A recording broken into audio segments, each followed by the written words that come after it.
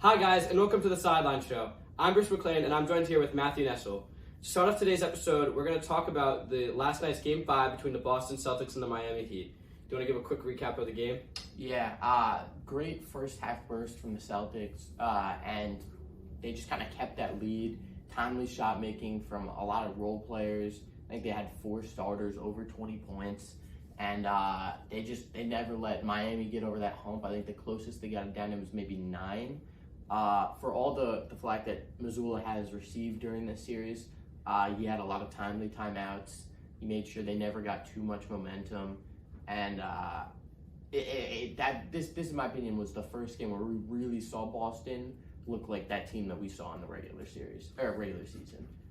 Yeah, I mean the Heat never had to lead one time in the whole game. I'm pretty sure. Not that I can remember. The Celtics took a 15-point lead in the first quarter and never looked back. They won the game by 13. It was really well distributed scoring. Too.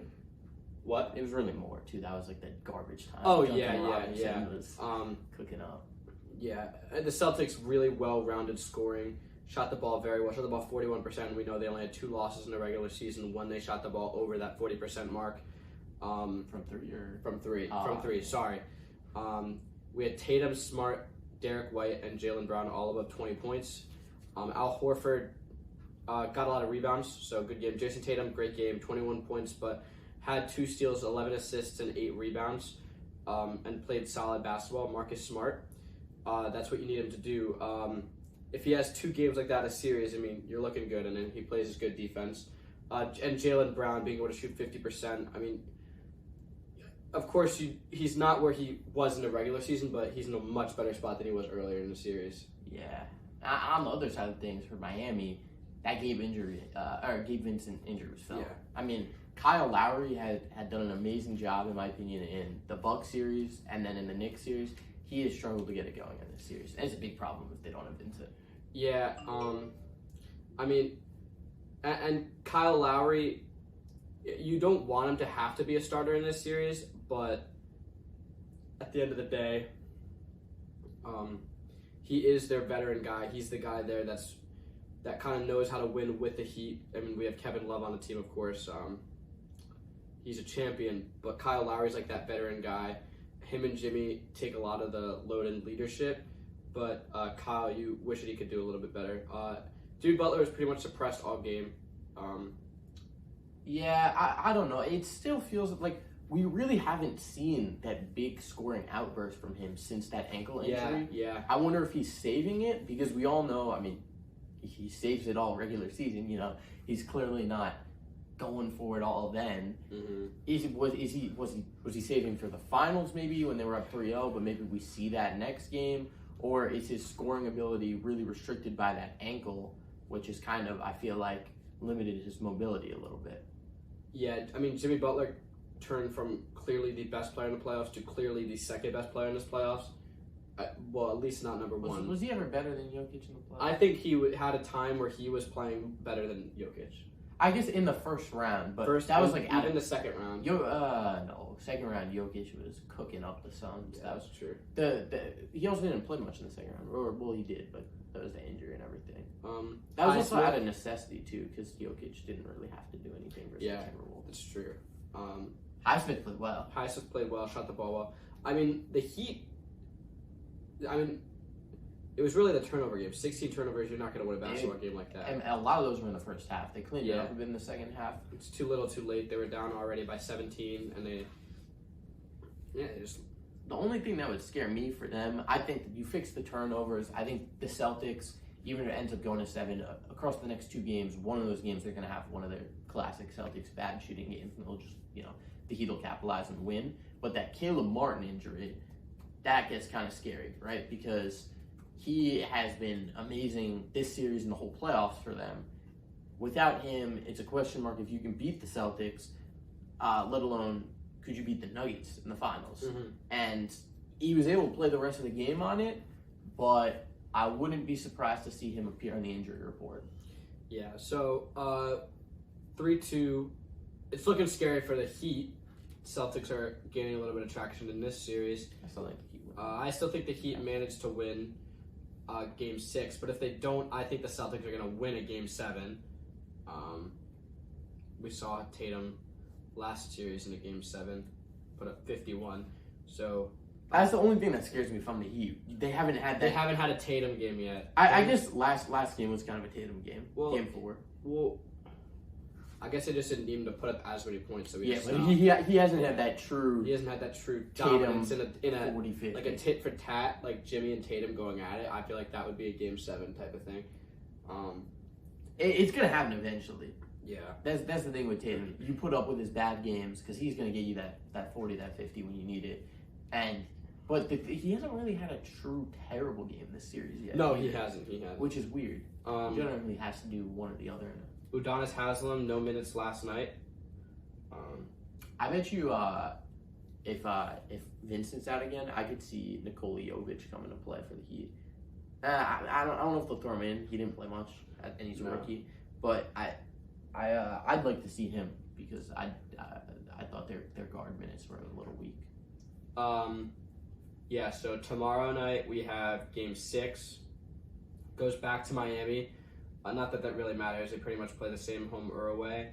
But you really the Celtics do, but the Heat play better at. Celtics play better home. I mean, the Heat play better. The Celtics play better home. Sorry, the Heat played pretty much the same. They played better home. The Celtics are fine either way. The Heat are better at home.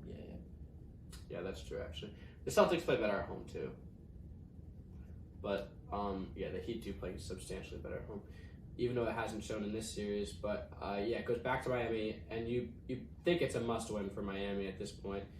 In a Game 7, it's going to be really tough for the less talented team to win. So yeah, that's tomorrow night. NHL news: the Panthers on Wednesday, we saw them sweep the Hurricanes. Game winner too. Yeah, and their coach was saying some stuff about how they didn't lose the series; they got beat in the series. That sounds like the Hurricanes coach. Yeah, sounds like a loser's mentality in my opinion. He was like, every single game was a 1-goal game. Like, we didn't lose, we got beat. Like, we played good hockey, but you lost every game. Good teams know how to win. Bad teams find ways to lose. I would think that getting beat means like they just outplayed us. I would think that's what he was saying. They were saying they played great hockey, but the other team was just better. I think that's fair. I mean, that's taking no accountability. You lost by 1 goal. You don't think that the players made mistakes that they could have capitalized and won the game? I mean, yeah, but the Panthers have been on a heater, you know? Tough team to beat. But you're losing by 1 goal every game, and you get swept. Like, I understand a goal differential in a 4-game sweep, you don't expect it to be 4, but you're that close every time and you can't close it out. I don't think he's taking no accountability. I think it's more so like I think he's just trying to say, like, when you look at it and you're like, oh, they swept us, like, he's saying, like, it's not as bad as it looks. It's not like we played bad, we just ran into a juggernaut. But when you look at a guy, like, the real, like, winners in sports, you look at a guy like LeBron, and after he lost in the conference finals as a 7 seed, losing to the 1 seed, he goes, I think this season was a failure. I get no joy from making it to the conference finals. Like, that is a winner. Yeah, but the difference is he's won 4 championships, right? He's done that, and he knows what the expectations are. Like, but the Hurricanes, they lost round 2 to the Rangers last year. Yeah, I think it was round 2. They it was definitely round 2. They're not LeBron. It's not win or go home. Overall, that feels like a successful series to me. Like, you put yourself in a position to win every game and potentially go to the Stanley Cup, I guess. Stars take Game 4 last night against the Golden Knights in overtime. So now it's a 3-1 series going back to Vegas, and I pretty much just expect the Golden Knights to win. I think it's just going to be a gentleman's sweep. They've been playing better hockey the whole time. Jamie Benn is still suspended, I believe. Yeah. All right, so that's it on sports news for today. For the most part, I mean, I guess we can. It's not really much to talk about. More of a sports. So we're gonna bring to you a little special. It's not a draft or a quiz or anything like that. It's more or less a debate about the best players in sports today. So we're gonna start off talking about quarterbacks in the NFL. We're gonna try to hit. If we have time, we're gonna try to get quarterbacks in the NFL. MLB probably is hitters. I think we can factor in pitchers too, and then NBA players. All right, so starting with quarterbacks, I mean, I have my number. So we're gonna do top 10. So it's probably gonna be this pretty similar. I have Mahomes, Burrow, Allen. These are my top 3. We got the same top 3. Yeah, okay, we have the same top. Number 3. 4 is where it gets interesting now. All I know is I don't have Jalen Hurts. I probably have Herbert. The thing where it's tough to evaluate, right, is Hurts undoubtedly had a better season last year. But it's hard to figure out how much of that do you put on Herbert, or is it like the difference of coaching staff, right? We've seen Sirianni and the Eagles coaching staff really play to Hurts' strengths with him as more of a mobile QB. Herbert, let's just say they struggled out there with playing anyone's strengths, which is why they fired their offensive coordinator. So I don't know how much I can say it was Herbert's fault. Mm-hmm. That being said, I think I do have to go with Hurts as 4 for me. All right, and I have I don't even have Herbert at 5 though. I don't have Hurts at 5. I have A-Rod at 5 and Hurts at 6. Rodgers not better than Hurts. What do you have? Rodgers 6? Yeah. No. I would go Lamar over Rodgers. I have Kirk over Lamar. Kirk over Lamar? I have Lamar. Just wait. We're gonna get a Lamar. They fired Greg Roman, right? Their offensive coordinator. Yes. He was great at the start of Lamar's career for really figuring out how to get him going in the run game. But Lamar has developed enough as a passer that he has. We need to see him sling the ball more, and they were not letting that happen. And we gotta get weapons. We got some. We got Odell. OBJ. We got. Who do you have after Lamar, by the way? Trevor Lawrence. I have Trevor Lawrence after Lamar.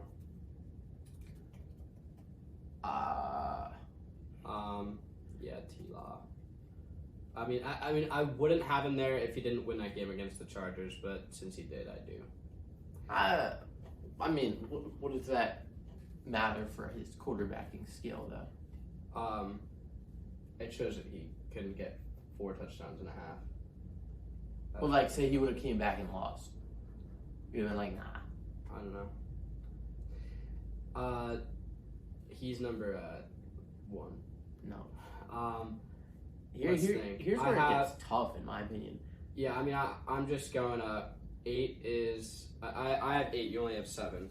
I'm not going to lie to you. I think I would take Tua at 8. Really? Yeah. Actually, no, I'll go Kirk. Yeah, I'm going Kirk, and then 10, Daniel Jones. I'll take Tua at 9. And then I think I have 10, right? 1, 2, 3, 4, 5, 6. Yep, and then you have... you have 9, so who's your 10? I guess I'll go Rodgers at 10. Okay, right. I have him at 5. The quarterback play is so weak. It really is. Rodgers at 10? Listen, you don't know. He's got good weapons this year. I guess it doesn't dictate how good a quarterback is, but... Rodgers, I guess my options are it's him... Or Daniel Jones. Matthew Stafford. Or I'm banking on a Derek Carr comeback. Derek Carr. But I'll go Rodgers. All right, so Matt's list was Mahomes, Burrow, Allen, Hurts, Herbert, Lamar, Trevor Lawrence, Kirk, Tua, A-Rod. My list was Mahomes, Burrow, Allen, Herbert, A-Rod, Hurts, Lamar, T-Law, Kirk, Daniel Jones. So a little bit of differences in our list. I mean, we both had Mahomes, Burrow, Allen, and we had a Lamar, Trevor, Kirk, and you had Lamar, Trevor, Kirk, and you had the Mahomes. It was pretty similar. A-Rod, we disagreed on. And then you did Daniel Jones. I did Daniel Jones. I think a lot of people forget that Tua was proving all the doubters wrong in the first, 5-6 games of the season before his head exploded. He was having a really solid year. I think part of it is his weapons are amazing, but I think they do have a really solid team. He does a very good job of getting the ball to those guys. He he puts it right where it needs to be to put them in a position to get yards after the catch in the short game. And you always see whenever he makes a bad deep pass, it's always the low lights, like, Tua sucks. But, like, he has had some good progression in terms of the long ball. And, I don't know, I think when you look at what he did, he at least showed flashes of kind of being elite. I don't think Rodgers is there anymore. That's why I had Rodgers so low. Part of it could have been he was demotivated. Like, after he should have made it to the playoffs. It's that simple. Well, yeah, but also just, it wasn't even, I mean, the Packers team was terrible, but, it got to a point where, he just, I remember it was, they played the Jets, and, he was going toe-to-toe with Zach Wilson. And I mean that in a bad way.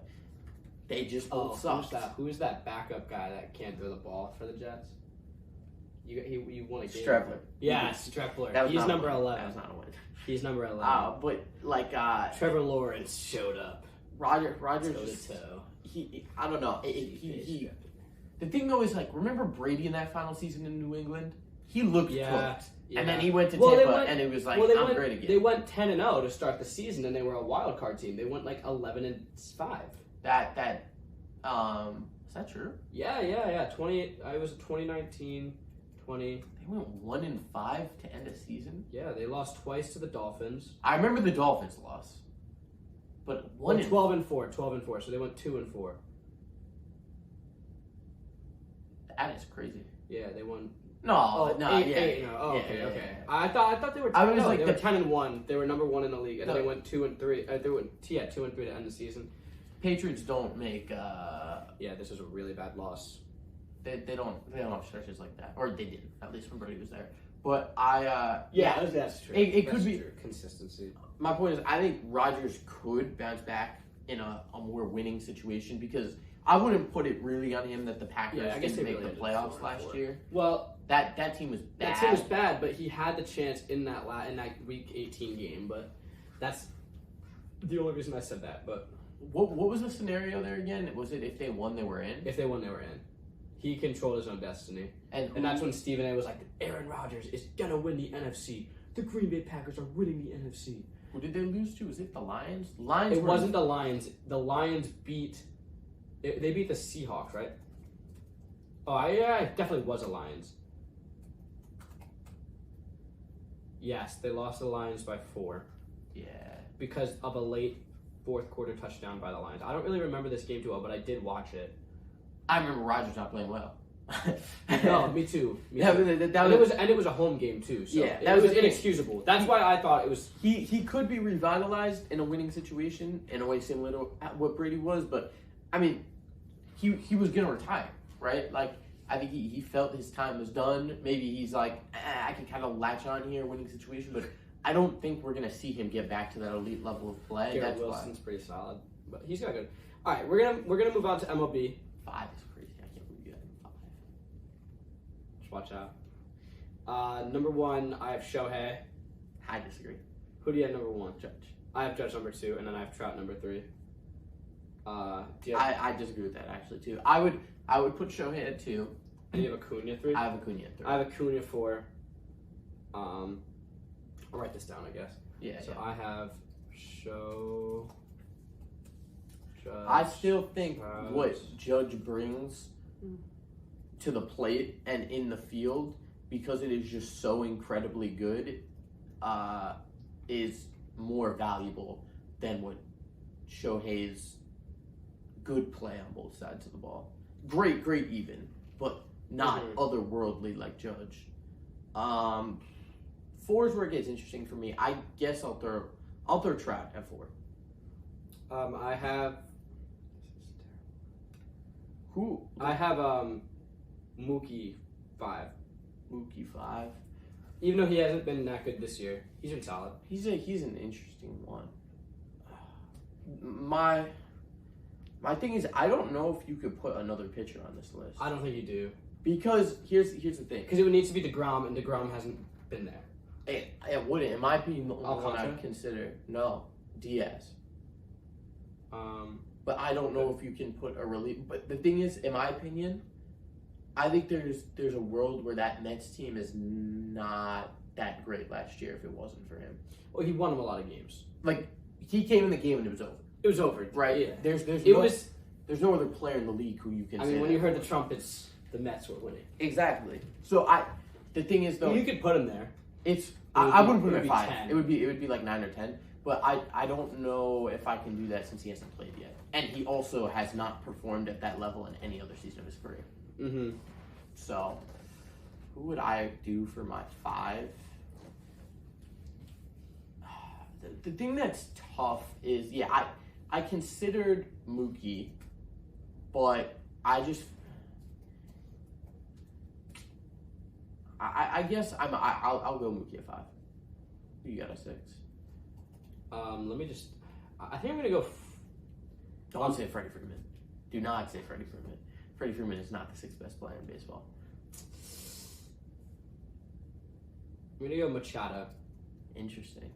I was actually thinking along the lines of third baseman as well. You're going Nolan? I was actually thinking Jose Ramirez. Yeah.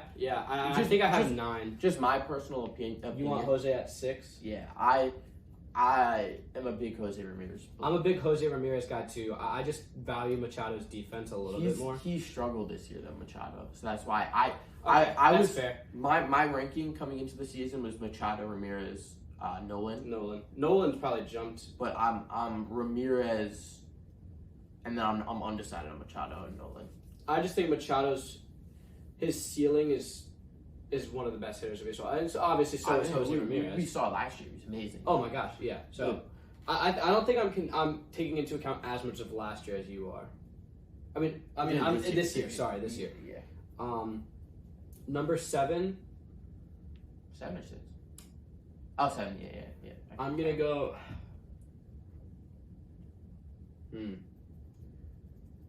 Well, it's hard because I want to put a guy like Juan Soto on here. No.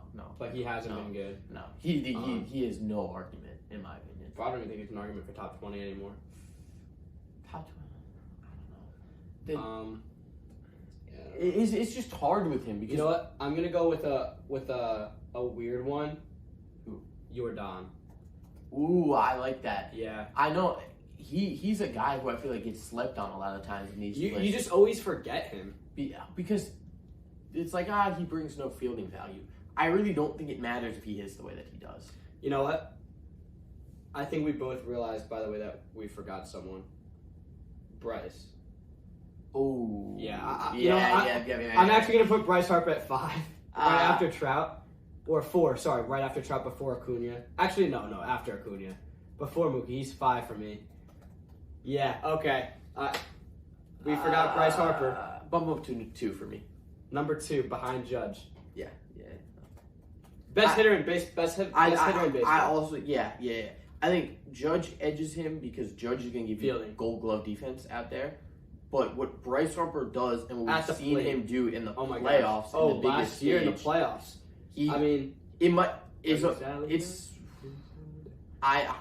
Sitting on that break. It's tough for me to say between him and Judge for number 1. That would have been a huge miss, by the way. Thank God you realized that. Well, I realized it because I thought of Jordan, and that's so. By the way, Jordan gets pushed to 8 for me. Yeah, and we have 7 guys. Wow. Coming into the season, I would have said Harper at 1.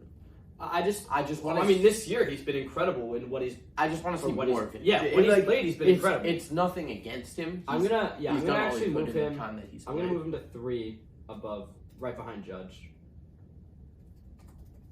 I had him originally, but Trout just hasn't been as good this year.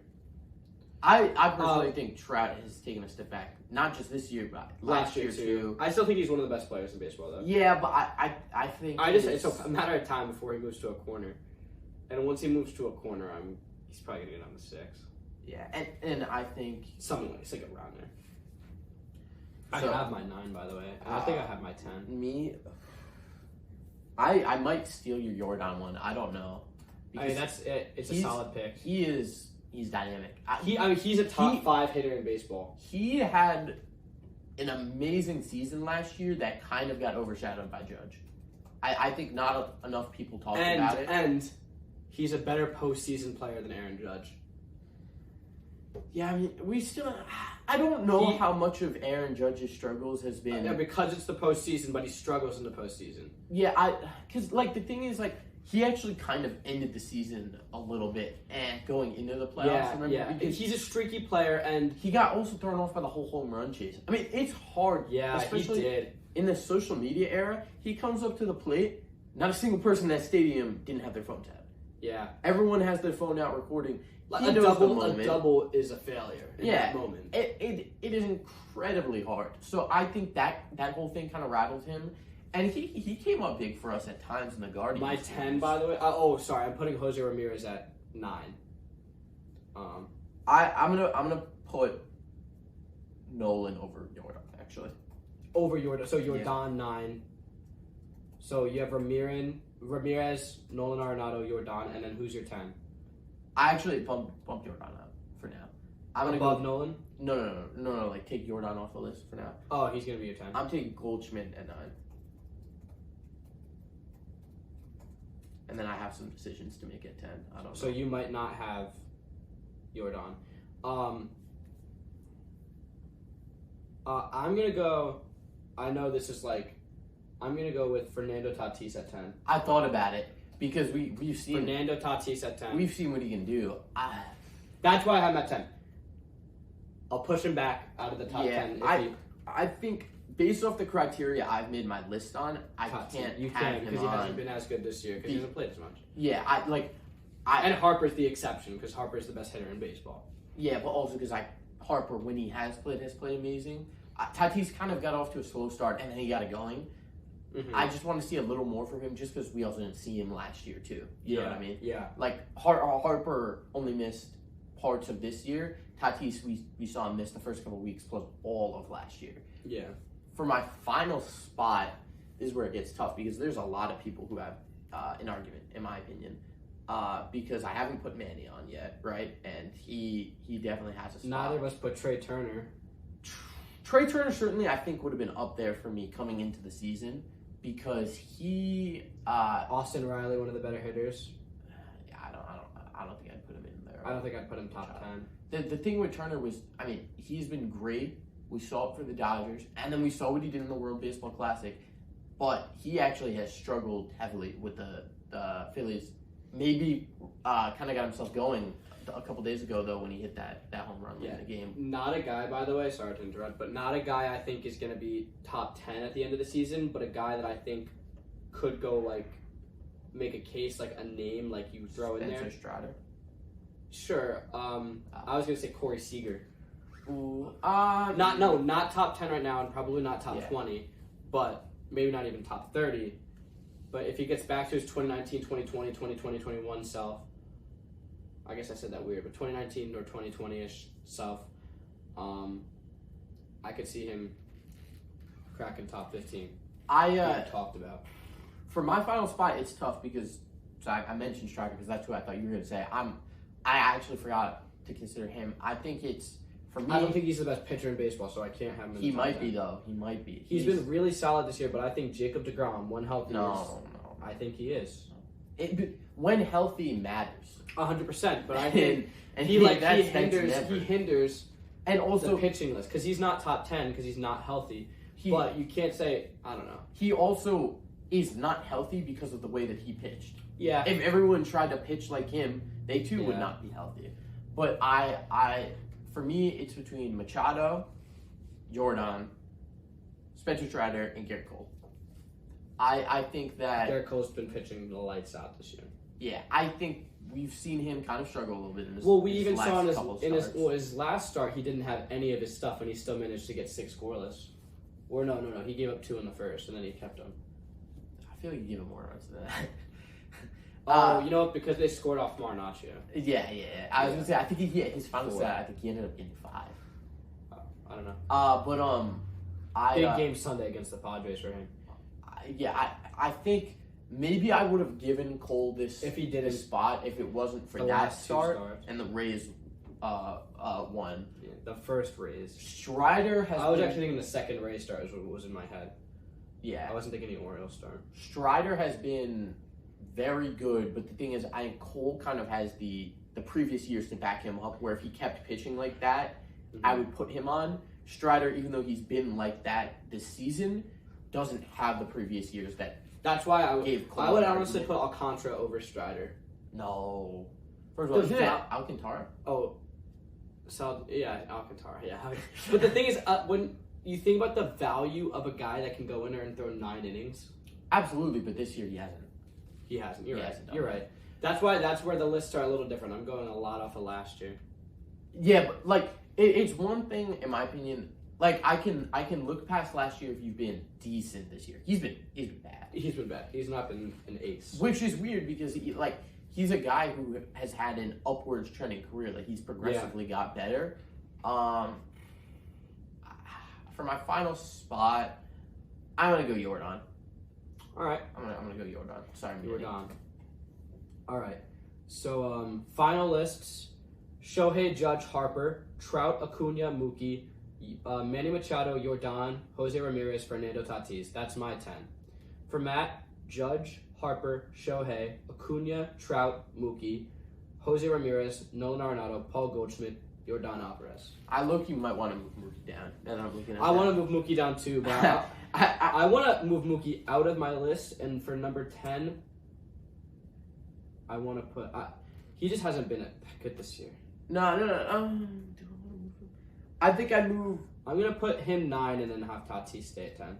I'm gonna move the 2 third basemen above him, and then I'm gonna move him right ahead of Goldschmidt. No, he's better than Nolan too. Oh, is he better than Ramirez too? Then I'm not even. They're not even changing. All right, I'm keeping him there. All right. Okay. So then, so the list ended off being, Matt stayed the same, and then I was Shohei, Judge, Harper, Trout, Acuna, Machado, Jordan, Jose Ramirez, Mookie Betts, Tatis. Judge, Harper, Shohei, Acuna, Trout, Mookie, Jose Ramirez, Arenado, Goldschmidt, Jordan. Okay, so now we're gonna move to the NBA, and we're just gonna do the same thing, top 10 just players. Number 1, we're both gonna have Jokic. Number 2, we're both gonna have Embiid. It's a tough one, but Giannis, in my opinion, I mean, I have Giannis at 3. I'll throw him at 3, but he didn't have, in my opinion, this year He didn't look like a superstar. He looked like a superstar, but I think he took a step back from what he's looked like in previous seasons to me, and I thought it was very weird because a lot of people were talking about it as, they were like, he's got to enter in the MVP conversation. He was there too, and to me, I didn't see that. He was like the outside looking in. Of course, you could say this about a lot of players, but I watched a lot of Giannis's games, and he was getting a lot of points when the game was over. Yeah, Giannis, and of course, it's not stat padding because you have to finish games, but he would have like a very like whatever stat line, and then he would end the game with like a random like 30 points because he put up like 10 points when they were either up by like 20 or when they were down by like. I agree. When you look at Jokic gets meaningful points, right? Jokic gets a lot of his stuff in the first quarter, nitty gritty, offensive rebound, putback, stuff like that. A little Sombor shuffle. Yeah. Embiid. End of shot clock shots, those are huge. Embiid gets them in the game. He keeps them in the game. Giannis, in my opinion, he needs to work on having that impact felt in meaningful moments of the game. Because when you look at it, right, like, first of all, he's got to get back the free throw, actually. That was big regression on his part. That became a struggle again to the point where we saw him in the... I'm trying to think who a good comparison for him is. It's like... I don't have a guy that I can use. It's like the best hitter. It's like if Bryce Harper couldn't hit lefties. A lefty comes up to... If a lefty's pitching, you can't have him in the lineup. Yeah. Giannis, if it's a free throw moment... He doesn't want to play. Yeah, he's scared to play. Dude, that was so bad in the Heat series. He almost threw the ball out of bounds. Because he doesn't want to go to the line. And I think we saw that not just to it's like he's becoming Ben Simmons, but not as bad. Yeah. I mean, but just like late in games, he is the guy. I mean, and also if he gets fouled, get the and one, dunk it on him. He is the most physically dominant guy in the NBA right now. Yeah, and that's the thing. Jokic has no holes in his game, right? No holes. We saw the defense. He took a huge step up. Jokic is the clear number one. The defense took a huge step up, and that was the one hole in his game. Personally, I not that I'm like the biggest person in the moment person, but I had Embiid above Jokic going in these playoffs. But and it's not even a knock on Embiid. I think we saw the injury he suffered in the Nets series. I mean, it was a real injury. He certainly was hobbled in that Celtics series. Now, at the same time, we still have yet to see him play like a fully healthy playoffs, right? So maybe you have to factor that in, which I am a little bit.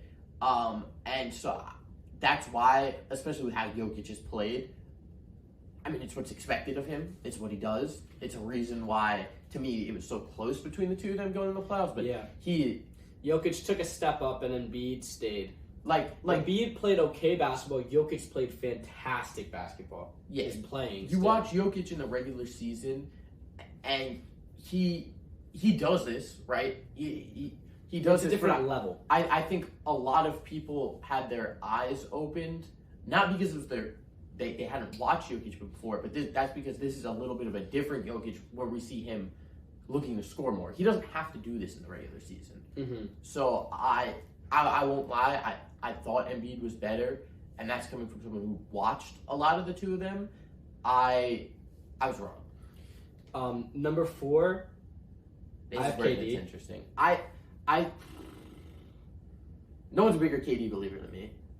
And it's not that you're not going to see that on a lot of lists. I mean, I have KD pretty high because I still think KD is one of the best players. No, I think people put him there, but he's probably still one of my favorite players, right? And the only reason he's here is because my guy at number 5 I couldn't put over him, and I'll explain why in a minute. KD last year for the Celtics, right? Yeah. Undoubtedly terrible. Yes. I mean, games 1, 2, and 3. I'm gonna be honest. The Nets were close in all those games last year. Won. Nets could have turned that sweep into them sweeping. I think the point differential was like the lowest of all time in a sweep, right? Mm-hmm. It was like 18 total. If KD plays Not like less than the Hurricane Panthers. Sure, but that's like the basketball equivalent. Yeah, 18 points is pretty much like 4 goals in hockey. KD, in my opinion, has a big glaring issue, and it's turnovers. Yeah, as he's getting older. The turnovers are bad. They're very untimely. Very untimely. And the issue also is, ever since the injury, right? Yeah. You hate to say it, but he hasn't taken a step back, actually, in my opinion, because I still think he was going into last season the best player in basketball. What he's taken a step back in, I think, is that people have realized his handle isn't the same, and you can get up in him. Yeah. And I didn't like what I saw from him again this playoffs. I mean, before, if you took a step up, he would already be past you. Yeah. He had that quick step. He was still the best player in last regular season, in my opinion. This regular season, he played amazing for us before we traded him, and he still did his thing. On the Nets, he was absolutely He still did his thing on the Suns, too. And they were even winning. I thought that Nets team with KD and Kyrie could have been something great. What if?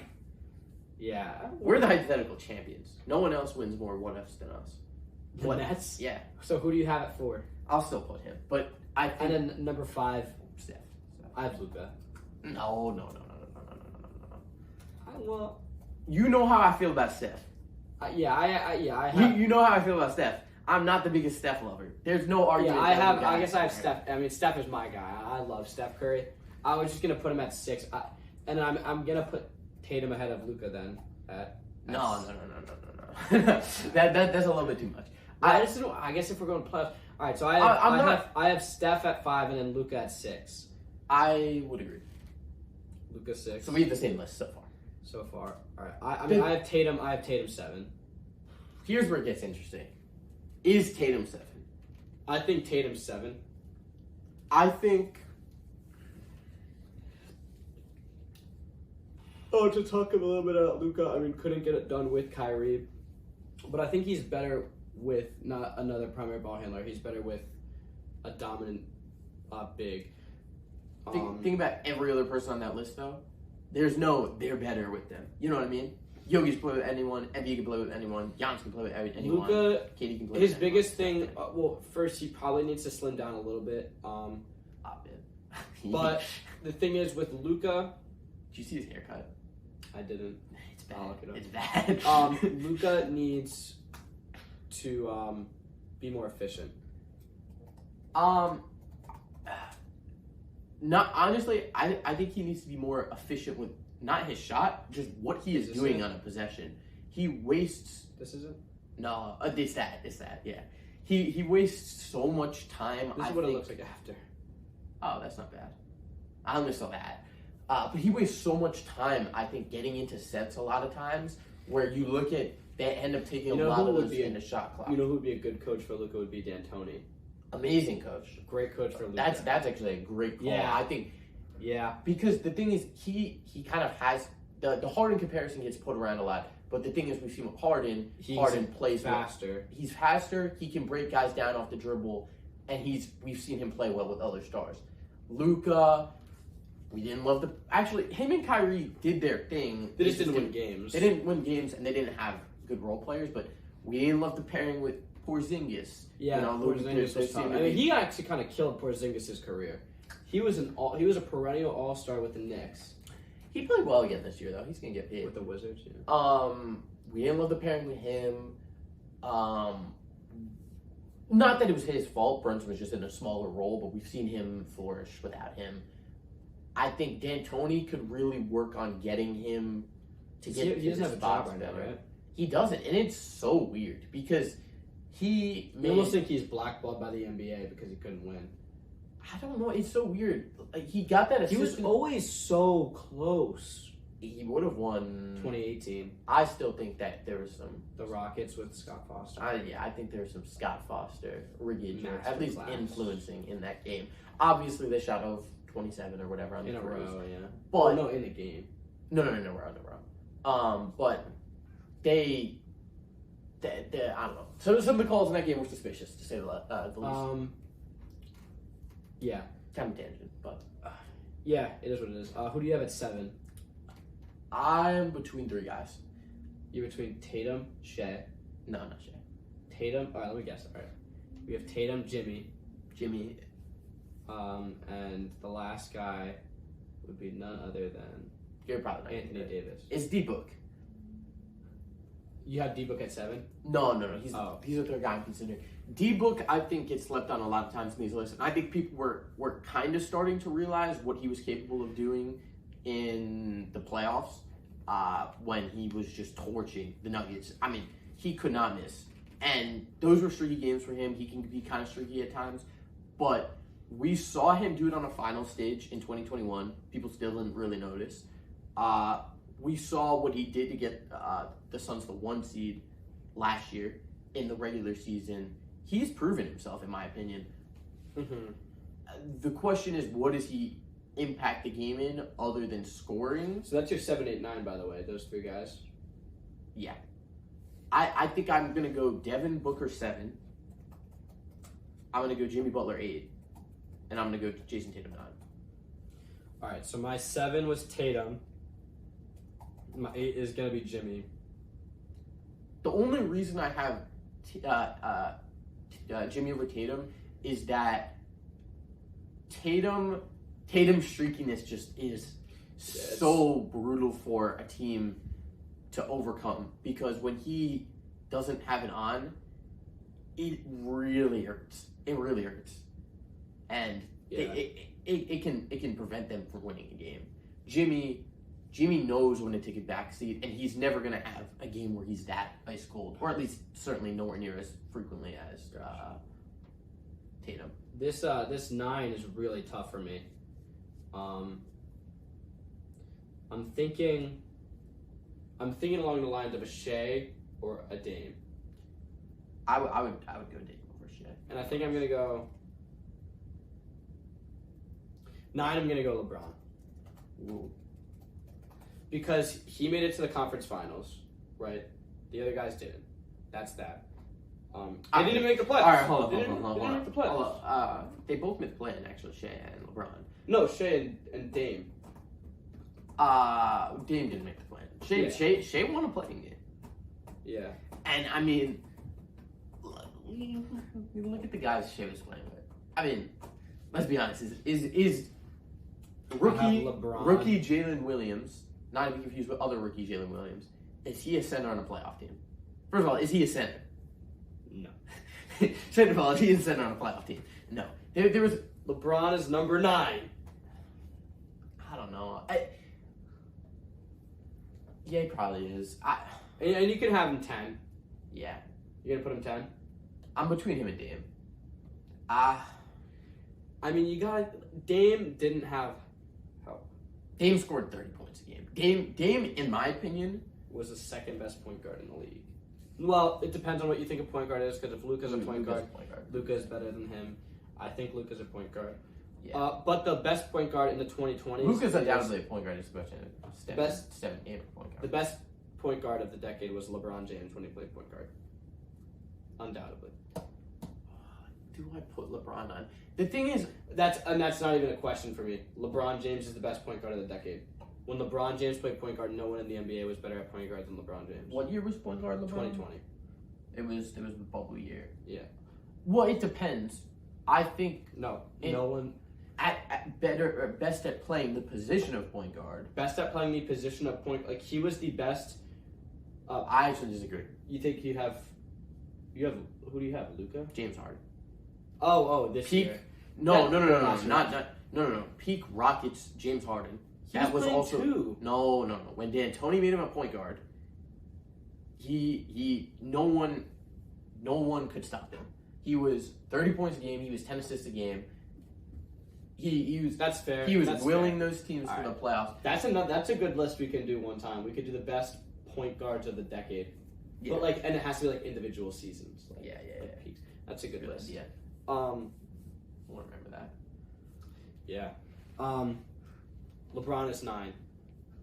Here's where I'm going to agree with you. It's because the way LeBron was playing this year pre-injury... Didn't have him there.